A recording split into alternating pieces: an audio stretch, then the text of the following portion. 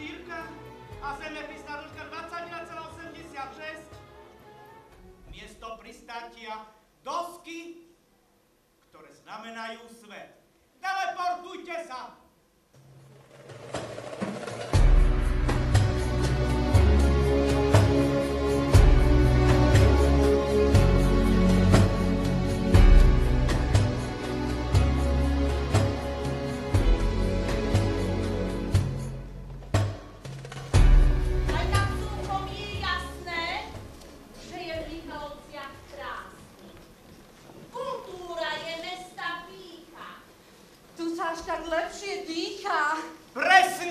Kolegyne, vycítili ste to správne.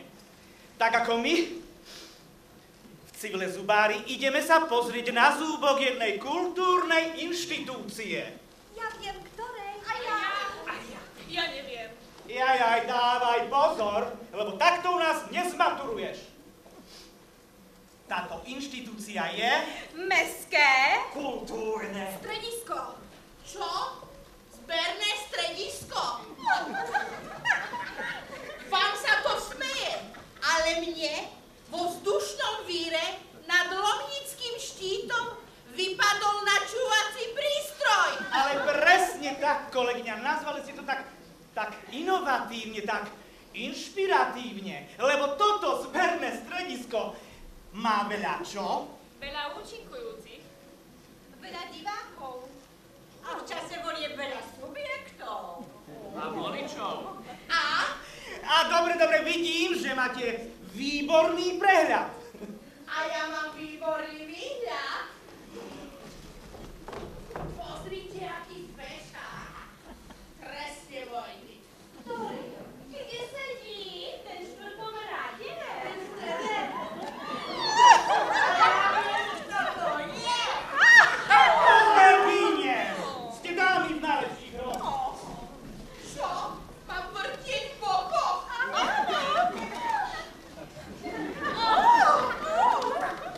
Konečne som vás našla. Prepáčte, nemohla som naštartovať metu. To bola posledná, majstre. No, takže sme tu všetci. Začíname pracovné cvičenia. Samozrejme cvičenia na koncentráciu. Korporáciu?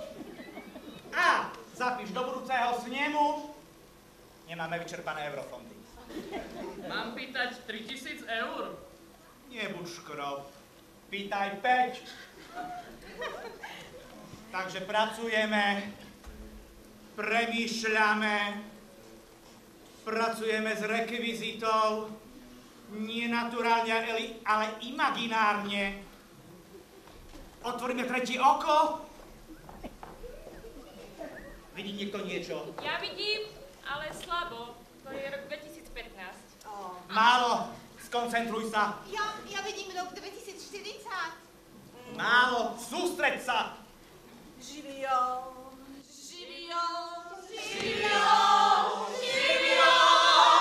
Čo vidíš? Teba. Ako oslavuješ 100. Tak to som rada, ako vyzerám. Si starý, ale jarý. Ja vidím obrovský ohňostroj.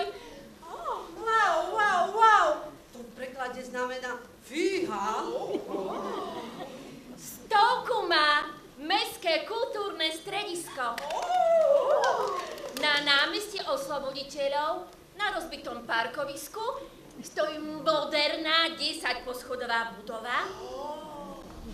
Svetelné reklamy lákajú ľudí, návštevníkov na to, čo sa deje, alebo čo sa bude diať.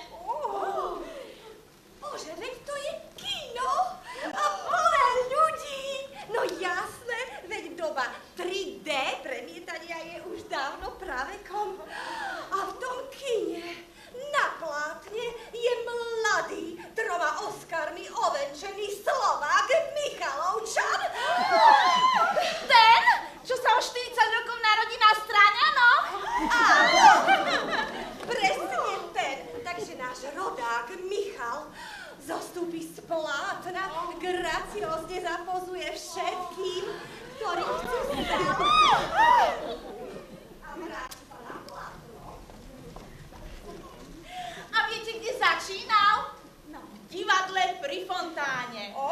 Pri jeho vzniku v roku 2012 bola aj jeho stará mama, vtedy len 4-ročná Veronika. A ja vidím folklór. Stane sa ešte výraznejším vývozným artiklom. Po zemplíniku a zemplínčeku vznikne zemplíniatko pre batoľatá. A ešte vznikne zemplen pre seniorov na 70 rokov. A k súboru Slniečko museli pribudnúť aj ďalšie mesiačik, Jupiter a Saturn. A mliečna dráha. Počítače nie sú v kurze. Mladí chcú tancovať. A hrať na hudobných nástrojoch. Takzvané zušky praskali vo švíkoch. A preto vznikli 4 nové, sponzorské. Deti sa učia hrať na gajdy, fujary, drumble. Aký záujem je o balafóny a balalajky. Pre naše vnúčatá kolegyne otvorili nové oddelenia. Tibetské spievajúce misy a šamanské bubny. Jej, to sú ale šťastní ľudia. To sú veľmi šťastní ľudia. A kto sú tí šťastlivci? Pracovníci Mestského kultúrneho strediska, ktorí práve dostali depeše, že im na účty pribudla výplata. V roku 2015 to bol plat ministra kultúry. Ale časy sa menia. Ľudia, ja odpadnem. Rok 2100.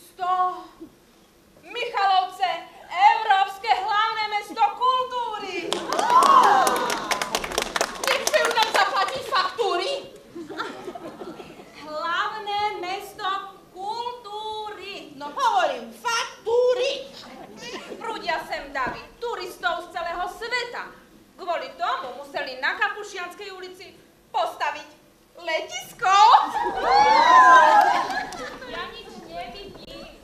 My sme to ešte v elementárnej triede nepreberali. A na 10. poschodí Mestského kultúrneho strediska je galéria.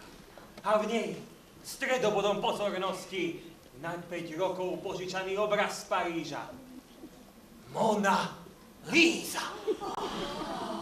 Selaví. Ja kávovej usadení nevidím. Ty piješ špecovú kávu? Zlatá moja, z fresa nič nevyčítaš, ale z toho tu vyčítaš, aj keď nie ste čarujúce baristky. Neexistuje. Basistky medzi nami, to by sme vedeli. Vidím. Ja vidím. Vážené kolegyne. Ale toto už ostane ukryté pred nami všetkými takým rúškom tajomstva, aby aj naši potomkovia sa mali na čo tešiť. Ďakujem za bohatú účasť a šťastný let. Možno aj do budúcna.